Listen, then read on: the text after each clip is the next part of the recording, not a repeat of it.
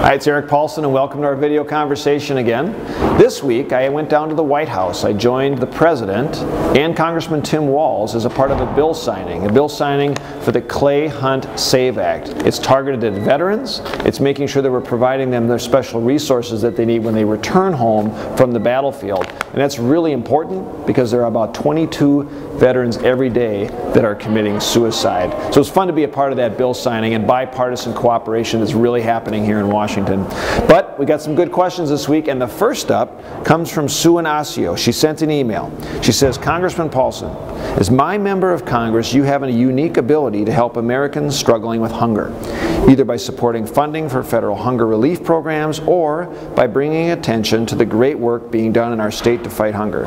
Please help make a difference in 2015 by paying a visit to a local food bank. Sincerely, Sue. Sue, you know what? Those are great comments. Actually, in the United States, 46 million Americans rely on food banks or food shelves of some sort for that type of hunger relief. Actually, it's happening right in our suburbs in the 3rd District and throughout Minnesota. I visited several food banks, Eden Prairie, Wayzata, Minnetonka. Next week, I will be going to Brooklyn Park and Brooklyn Center and visiting a food shelf as well. And I'm doing that to highlight legislation we just passed this week on the House floor. There are some things we can do at the federal level to encourage more food donations. And there's been a provision in the tax code that allows companies to give charitably and get a tax deduction for their charitable contribution for excess food inventory. Unfortunately, that tax provision has been already made retroactive and it's expired.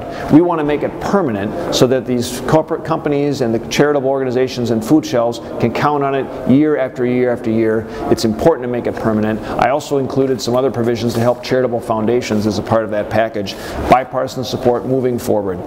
Also received an email from Jack in Mound. He writes in, Dear Mr. Paulsen, there's been a lot of talk lately about the rising cost of tuition at our nation's colleges. College savings plans were put in place to help families better prepare for their child's education by allowing them to invest earlier. The President's decision to tax these plans goes against his own goal of increasing the number of college graduates. Please do all you can to help. Jack, you're absolutely right. When the President released his budget this week, he had a provision in there that would actually take away the opportunity for middle income and folks of all sorts to save money for college in these 529 college savings plans. It's important to have incentives so that families put aside money to plan for the future because of the rising cost of college.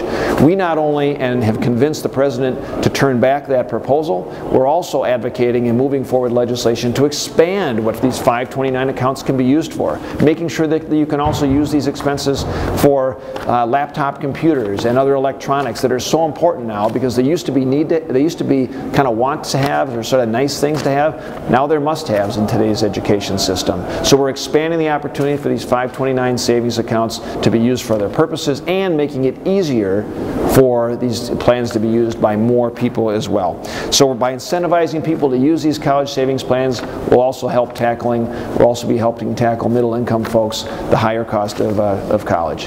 Thanks for joining us this week for our conversation. Please call anytime. If you have a thought, a question, an idea, you can reach me on Twitter, on Facebook, or of course on the website at paulsen.house.